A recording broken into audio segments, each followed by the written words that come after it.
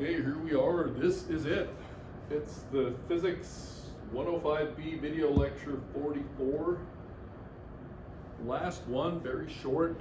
I'll just announce the final exam and give a little heads up on what we're going to be doing. So first of all, final exam. That is Monday, December the 14th, I believe. Yeah, 14th. 8:45 to 10:45. So we'll maintain those hours. I'll probably send it out a few minutes early, but we'll want to get it in pretty close to, close to this as we can. Yeah. Anything else to say about that? Good. Took care of that. Now, what about our exam problems? I'll give a bit of a heads up this time. So we have one that's Lagrangian Mechanics, and I can be even more specific. The central force table.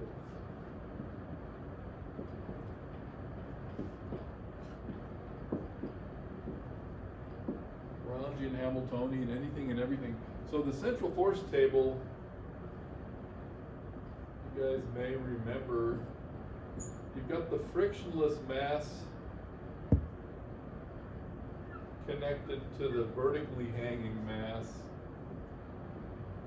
and you have to set up a Lagrangian.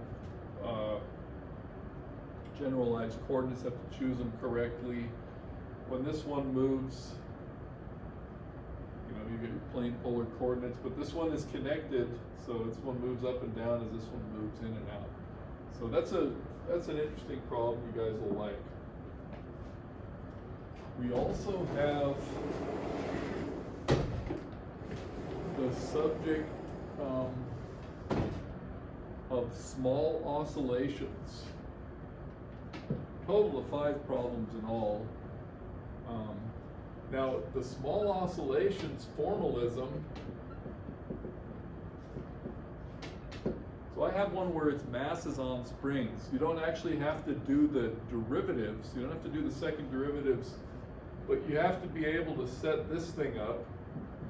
Small oscillations Lagrangian. Mij, xi, xj dot minus 1/2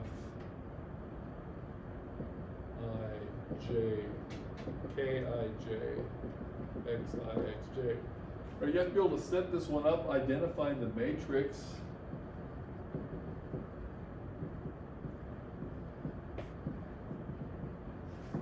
Or identify these two matrices, make sure they're symmetric, and then minus omega squared matrix plus k determinant equals 0. There's your characteristic polynomial, and you get your frequencies out of that.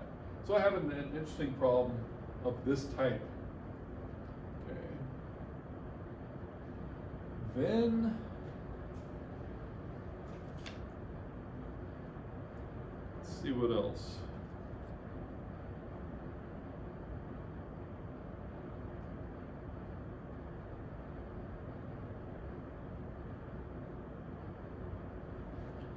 Yes, for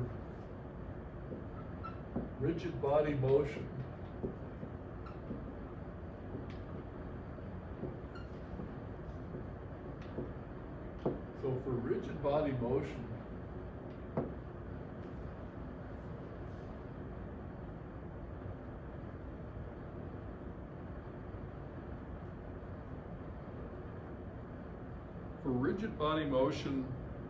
we're going to be able to derive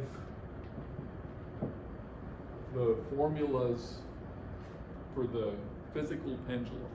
I'm just going to write derive physical pendulum.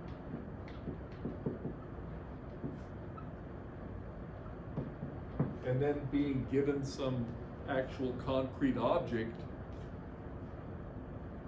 you can go ahead and, so you have the concrete object, you can go ahead and evaluate the moments of inertia and what have you in order to find the frequency, the period, whatever. So physical pendulum,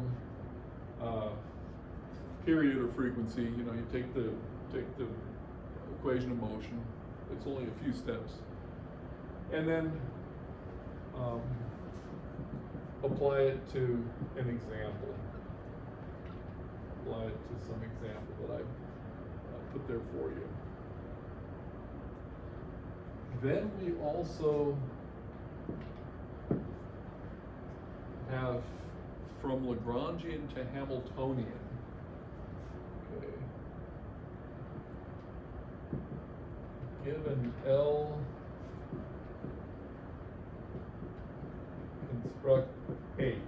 And the example I have does not allow you to just say T plus U and so forth, but you actually have to use the formalism where you start with your dl dqi dot qi dot minus L, and then you turn this into H of Q and P. I equals 1 to n. In fact, ours is going to be I equals 1 to 3. But very interesting example. So you actually have to just go through with the process and follow where it leads you, or where it takes you. So those are our problems. And in any number, in a couple of these, I also ask you to get a Hamiltonian. But this is the one that, you know, really has to be taken seriously. I think I'm going to leave it at that. So beyond this here, so you're going to do an example. Here, I'll even give you something to look at. Both the parallel axis theorem and the perpendicular axis theorem can be used to make one of these problems doable. So parallel axis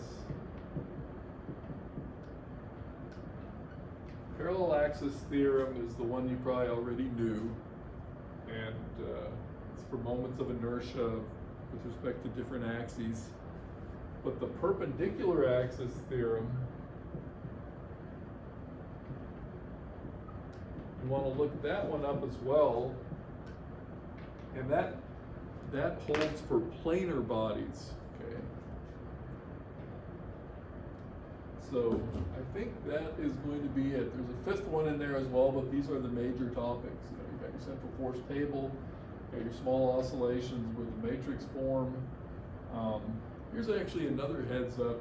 Sometimes people are so consumed by this formula that they apply it to the one-dimensional case, which is something you don't have to do, right? So you can make mistakes there.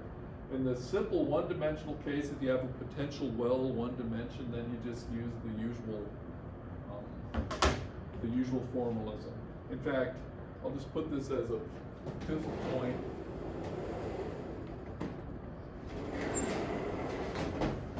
So for Lagrangians and small oscillations, let's go ahead and write this down.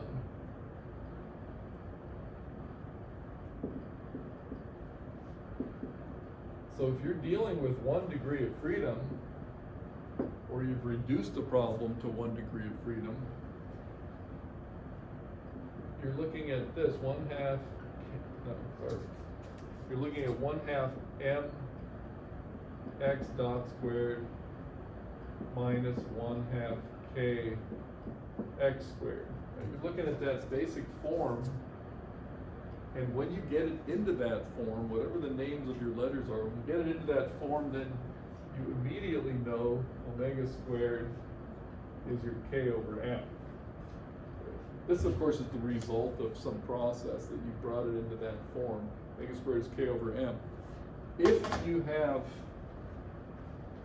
it's all right, also, if you have h equals, when you've finally gotten it into this form, p squared over 2m plus 1/2 k q squared. If you get a Hamiltonian into, you know, this basic form, then same thing, frequencies root k over m. So you can take the step from here to here, or from here to here, if you get that form. That's one of the important things about these generic forms. In this general case, you know, the determinant of that, you know, formally, is this thing as well. But in the one-dimensional case, you can go straight from here to that result. Okay, that's what I'll leave us with that thought. And get in touch if you have any questions. Otherwise, wishing everybody good luck on all of their finals, and we'll see you later.